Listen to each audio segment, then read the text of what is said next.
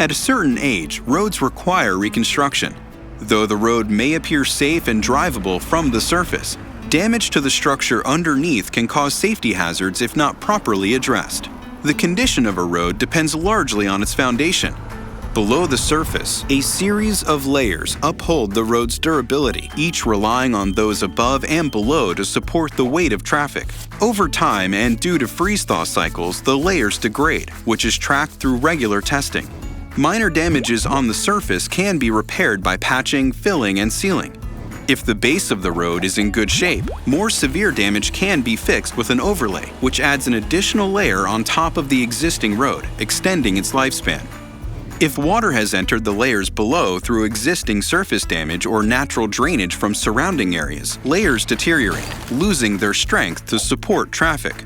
When testing shows that deterioration has reached a certain extent, the road is proactively excavated and rebuilt from the bottom up before the road becomes unusable.